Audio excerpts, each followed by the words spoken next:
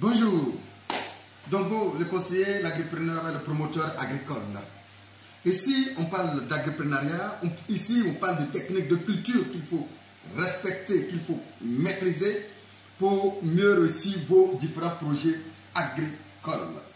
Ici, c'est l'agriculture, c'est la promotion de l'agriculture avec grand A. C'est pourquoi vous allez nous voir entendre parler bien effectivement de l'élevage, de l'agriculture hors sol, de l'agriculture avec grand A tout simplement, parce qu'ici on fait la promotion de l'agriculture dans toute sa profondeur possible et de manière technique possible, l'explication technique possible de sorte à ce que vous puissiez effectivement être à la hauteur, effectivement lorsque vous êtes en train de mettre en place vos différents projets agricoles. Très important. Alors, si vous êtes ici pour la première fois, il n'y a rien d'autre qu'à faire, tout simplement que de cliquer sur le bouton s'abonner et surtout cliquer sur la cloche de notification pour recevoir toutes les vidéos que nous faisons chaque semaine, au moins 2 à 3 vidéos par semaine pour que vous puissiez avoir toutes les informations nécessaires. Une parenthèse.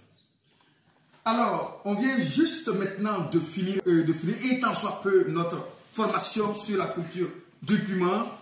Je sais en âme et conscience qu'effectivement, vous avez eu toutes les informations nécessaires. Il suffit maintenant de le mettre en pratique tout simplement, étape par étape. C'est la notice, c'est la posologie, tout simplement qu'il faut connaître. Rien, tout simplement, il faut connaître pour mettre en place vos différents projets agricoles. Et respectez tout ce qu'on vous dit chronologiquement et vous allez voir, le résultat sera à la hauteur. Bien. On va quand même faire un tout petit résumé de tout ce qu'on a pu dire et vous dire combien de fois ça a été important. Vous savez, je vous l'ai dit, la pépinière compte beaucoup. À la pépinière, on ne joue pas. À la pépinière, il faut respecter tout ce qu'il faut respecter. À la pépinière, il faut sécuriser. Je ne vais pas entrer en profondeur. Tout se trouve dans la formation. Je veux dire aussi que la préparation du sol compte beaucoup. Alors, il faut vraiment respecter tout ce qu'on vous a dit au niveau de la préparation du sol. Bien respecter cela va beaucoup vous aider à réussir vos différents projets, effectivement. Je vous ai dit qu'il faut, après tout cela, mettre en place ce qu'on appelle une bonne prophylaxie. Une prophylaxie qui va être un bon programme de suivi, de traitement. Il faut avoir l'œil d'expert, effectivement détecter les maladies qu'il faut et quand il faut les détecter, de sorte à être efficace. L'objectif, c'est de détecter à temps et de manière précoce toutes sortes de maladies que vous pourrez rencontrer lors de la mise en place, toutes sortes d'insectes, de parasites qu'il faut aussi connaître lors de la mise en place de vos projets. Je vous le dis, tout se trouve dans la formation. Alors, il faut effectivement, bien évidemment, être à mesure. Vous voyez bien, à mesure et d'être vraiment constant dans la réalisation de vos projets. C'est pourquoi je vous demande toujours de faire une formation.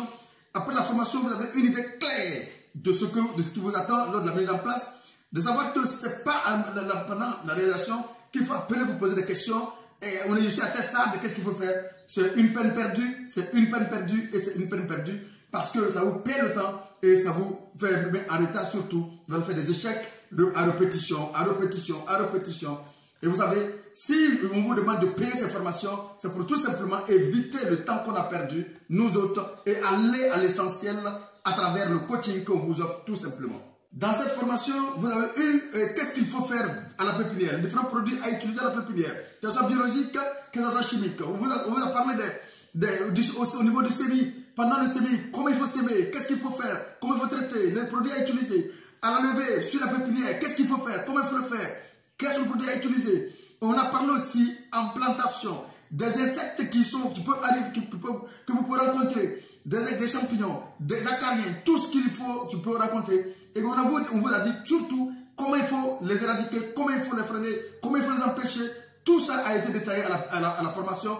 Dans cette formation de piment, je vous dis, la balle est dans votre camp maintenant pour réussir tranquillement vos différents projets. Mais la balle est dans votre camp. Tout dépend maintenant de vous, tout simplement. Alors, on va maintenant parler tout simplement de la récolte, bien évidemment, parce que maintenant, je suis sûr et certain qu'avec tout qu'on a pu mettre à l'intérieur de cette formation, vous êtes maintenant à mesure d'atteindre vos objectifs et d'aller au bout de vos idées et vraiment agrandir vos projets aussi facilement et rapidement avec tout ce contenu qui a été à l'intérieur. Vous êtes à mesure de le faire en toute tranquillité, tout simplement gagner du temps. Alors, on est maintenant à la récolte parce que je suis sûr et certain que vous êtes à la récolte maintenant. Vous savez, on va parler de la récolte et la conservation. Alors, il faut comprendre que la récolte, bien évidemment, a lieu à partir du deuxième mois, après le repiquage. Si tout se fait correctement, à partir du deuxième mois, après le repiquage déjà, parce que je vous ai dit, la pépinière va faire presque 2 mois, c'est-à-dire 45 jours. Donc, déjà, à partir du deuxième mois, vous allez avoir les premiers fruits qui vont commencer à sortir. Donc, les fruits sont en maturité. Et d'abord, vous allez commencer vert, tout simplement. On va avoir des fruits verts qui sont en maturité qu'on peut récolter. En l'occurrence, le saphir et d'autres piments qu'on appelle le piment de Garba. On peut appeler aussi effectivement le piment de Daloa. Tout gros de Daloa. Tout ça, ce sont des piments qui, à partir de 2 mois déjà, qu'on peut commencer à récolter vert mature, bien évidemment. On peut enregistrer des pourritures, des pertes par pourriture bien dessus, bien évidemment. Et des fruits, il faut le reconnaître. On peut souvent enregistrer ces cas de figure. Si on laisse avancer la récolte, ça veut dire que si vous laissez carrément le fruit trop mûrir, vous allez voir qu'il y a des pertes lorsque vous avez laissé trop mûrir, ou la coloration va aller au orange trop foncé ou bien rouge. Vous allez perdre effectivement la production. Et je ne vous le conseille pas surtout de souffrir autant, de mettre en place tout ce travail et laisser pourrir tout simplement. Non, je vous le déconseille vivement. C'est pourquoi il faut se rassurer tout simplement qu'il y a la main-d'œuvre nécessaire pour récolter la quantité ou bien la superficie que vous souhaitez effectuer. Si vous n'avez pas la main-d'œuvre nécessaire pour le faire, prenez garde de faire ce qu'il faut, ce que vous pouvez amortir. Récolter, parce que l'objectif, effectivement, c'est de gagner de l'argent. L'objectif, effectivement, c'est de récolter et d'avoir de l'argent. Donc, ça ne sert absolument rien de faire ce travail aussi difficile et ensuite laisser pourrir carrément sur les arbres. Attention, attention, et je le dis toujours, à éviter de faire ces pertes inutiles. Ça, il faut l'éviter. Alors, il faut comprendre aussi que la récolte s'effectue effectivement dans la pratique une fois par semaine. Il faut le savoir qu'on peut récolter une fois par semaine dans notre champ de piment. Ça se fait une fois par semaine. Il faut savoir que cette récolte peut être échelonnée, attention, sur 3 à 4 mois, en fonction de votre technicité, en fonction de l'environnement dans lequel la plante évolue, en fonction des conditions dans lesquelles on a mis la plante. Ça peut être échelonné de 3 à 4 mois, effectivement, pour la culture de piment.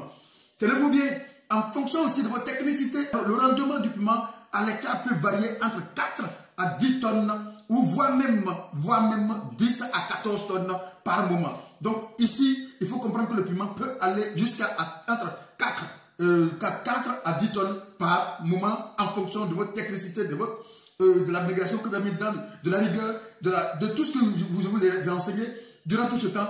Je pense que si vous respectez correctement, vous pouvez atteindre ces résultats. Il faut comprendre aussi effectivement que le piment est une denrée aussi très rapidement périssable. Ça aussi, je ne manquerai pas de le dire, c'est une denrée très périssable qu'il faut prendre soin de savoir la conserver, bien évidemment. Pour la conserver plus longuement, plus longtemps, plusieurs méthodes de vraiment s'offrir à nous effectivement. Il y a des méthodes traditionnelles que nos parents ont fait depuis longtemps ou bien ont effectué depuis longtemps, qui sont faire bouillir par exemple le piment en une forme de pré-cuisson, tout simplement légèrement pré-cuit, et ensuite placer ça dans un bocal rempli d'huile tout simplement.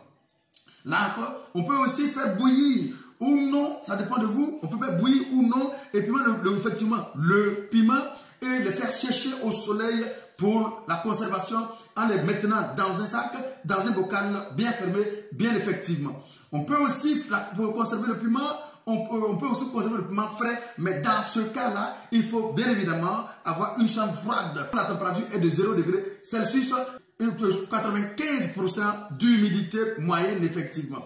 Alors ce type de conservation peut durer durant 1 mois. Ça, il faut que je le dise effectivement.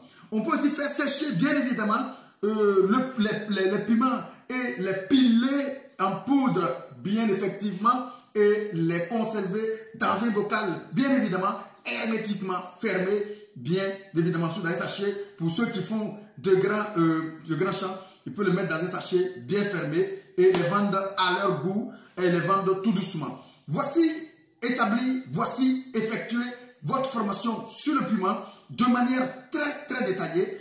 Écoutez, le reste est dans votre temps.